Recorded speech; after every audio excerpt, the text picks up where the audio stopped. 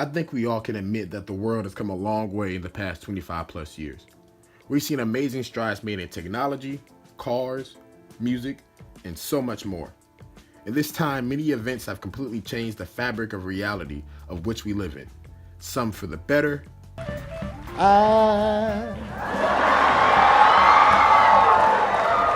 so in love with you. and some, well, some things just speak for themselves. Bing, bing, bong, bong, bing, bing, bing. You know that? Stupid! But one thing that has gained an exponential significance in our everyday lives is sex. The evolution of how we express our sexuality in the past 25 years is truly astonishing. I mean, they at least tried to give a fuck in the 90s and hide it in plain sight, but now it's almost impossible to ignore. God bless America. We've improved all the fragrances. New acts now with added. Some say that it is due to the birth of the internet, while others may argue that it's just times changing and people are tired of hiding who they truly are. I say all of this to introduce you to a man I will refer to as John. He's been at the forefront of the sex industry for over 25 years and has seen firsthand the evolution of sex and its role in our society. This is his story. Cool. All right, so tell me, how did you get into the porn industry? That's rather a long story, so I'll give you the condensed version. All right. I was quite a horny young lad and was out with my brothers fucking everything that moved, and a couple of our friends, or my friends, got into the porn industry, and they kept on at me saying, look, you know, you should come and do this, it's right up your street. And I was like, why do I even want to bother with that, you know what I mean? I get plenty of action anyway. So and then one day pal come round and he said, look, I'm on my way to a casting for a porno shoot. He said, if you're not doing anything, come along for the crack. So I went along, introduced to this German production company. They said, look, you know, we know you've not done one before, but we'd like to give you a shot if you're up for it. So they give me the details. I turned up on set the next day at this really plush house in the country. Got to fuck over the bonnet of this guy's Ferrari, and I was like, yeah, you know, this really horny, fucking lovely chick, and yeah, me and my pal who had got me to come along, we toozed up on her and had a laugh. It was just like a Saturday night to me, like, you know. So yeah, then I got the call that evening saying, yeah, you've done a good job. We'd like to shoot with you again. Are you up for it? And I was like, yeah, absolutely. And that was it. That was the beginning. Okay. So what year, you said that you've been in the industry for how long now? 1992 I done my first porno shoot. 92. Wow, yeah, longer than I've been alive. So you've been in the industry for so long. What are some of the things that you've seen change since you first got it in? Oh, the most noticeable, the biggest thing that's changed is the budgets. Yeah, I mean, it's gone from, you know, people putting a lot of effort into the productions, the production value and stuff, to just a case of shoot as often and as cheap as you can now. That's the biggest change. I mean, you know, I'll give you an example. Back in the day, myself and 20 others, we got flown to New Zealand by Private, the company, to do a parody of Lord of the Rings. I mean, just flying to New Zealand was amazing in itself, but, you know, when they told us that the location part of it was on the side of a mountain where they shot some of the real film, we couldn't believe it. And then we had costumes, we got makeup artists made us up dressed as orcs, we were sword fighting on the side of a mountain. They even had a helicopter circling above doing aerial shots while we were sword fighting on the side of a mountain. Dad!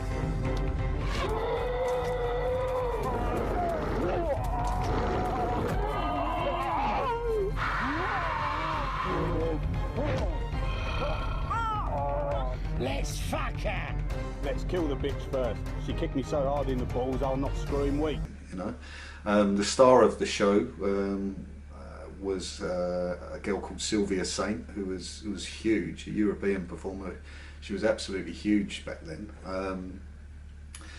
and it was a huge deal, a huge production, and a hell of a lot of fun to do. Unfortunately, we don't get to do that so often these days. Yeah, I believe it. Yeah, now it's all about how crazy the scene can get sexually, more than the story behind it, right? Absolutely. Yeah. Right. Yeah.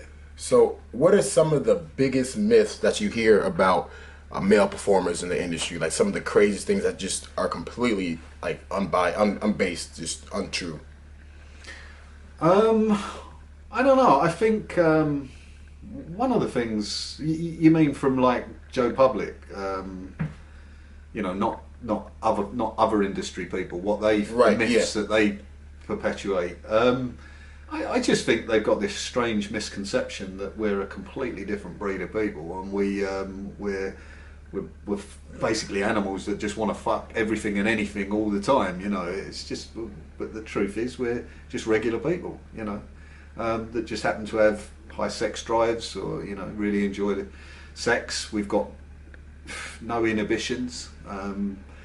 That's the only thing that really sets us apart. But I think, for the people that are looking in that don't know about the industry, I think, they just seem to think that we're sex-starved, crazy animals that just will fuck anything.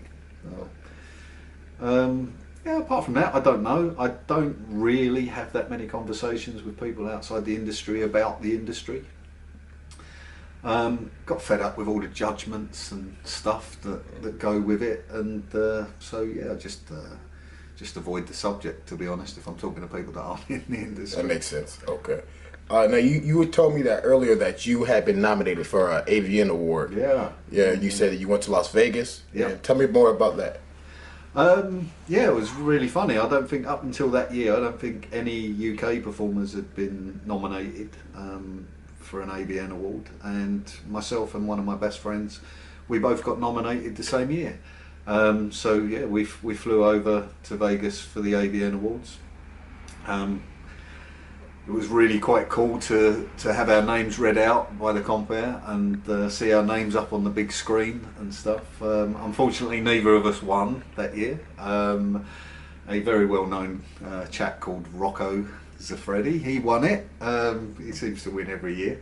But it was still a great honour and a really special thing for us to be able to do. Some surreal moments, like standing next to Mike Tyson at the bar in the Venetian was pretty cool. It was a real experience, a real good experience. Another question. What would you say to somebody, like a male performer that's wanting to get into the porn industry? Like if you had to give some advice to an incoming performer, what's something you would tell them? Do you know what? That's quite a tough one. Getting someone to open that door to allow you to get your step on, your foot on the ladder is quite tricky. A lot of producers don't want to take a chance. I mean, I'm talking in the UK mainly now. I don't know in Europe and America if it's different, but most of the directors, the producers, they've got their little core of guys that are reliable, that they know that they like having around, that won't let them down. So they don't really like to take a chance on a new guy. If I was going, I'd say just persistence, really. I think if it's for you, if this is what you want to do, contact as many people as you can. Sooner or later, your persistence will probably pay off. Someone will give you a shot. It might be, one of the small, lesser-known companies to start with, but once you start building up, a portfolio of work, then bigger and better things will probably come your way. So. Makes sense. Okay. Now, what's one of the craziest things you've seen in porn? Like maybe like the craziest and like the worst experience you've seen in porn? Right, I'm going to tell you just one story, okay? Because it just sort of, even now, even though this happened like 15 years ago, I was doing a scene with two girls and myself. The girls were one laying on top of the other in a 69 sort of position. I was fucking one of them in the arse, and then I was taking my cock out of her arse and putting it in the one below's mouth who was laying underneath her.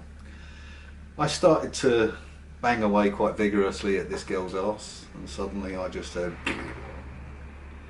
I looked down and I was fucking mortified. I was absolutely covered in shit. Well, put it this way, if I'd have had some icing sugar and a sprig of holly, I'd have made my dick look like a Yule log. It had that much shit. Oh no. But that wasn't the worst part of it. As I've sort of pulled back and I've seen that face that was underneath. Oh. With shit all over her face. Oh no.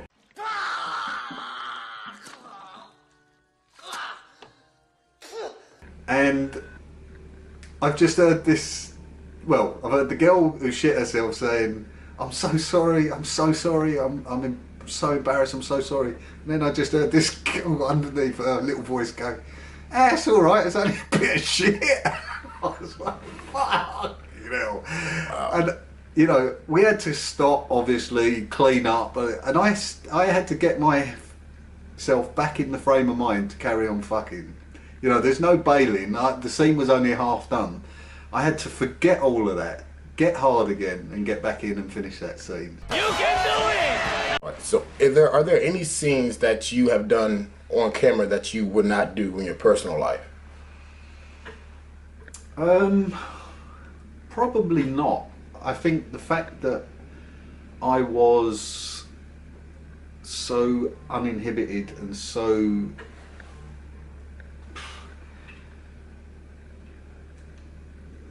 Oh, I don't even know how to explain it. I don't know why. I just was a randy young lad, and I was having sex at quite an early age. I've never had any hang-ups about anything. So I would say that pretty much everything I've done in porn, I had already done before doing porn. Even DPing girls with my own brothers, you know. That's quite weird, I guess, for some people, but you know,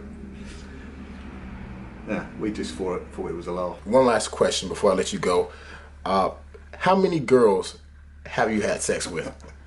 Oh my God. It sounds really crazy when I say it out loud, but I think I'm north of 3,000. 3,000? Yeah. Wow. 3,000. Well, on that, Jim, I think I'll let you go and get back to your day. I appreciate your time, sir. Absolutely welcome. Thank you so much. All right, you have a good one. Thanks for watching. I just want to wish everybody a happy new year. Let's enter this year with nothing but love, drive, and determination to get our shit done. Don't forget to like, comment, subscribe, all that shit. But really, let's make sure we make 2019 our year.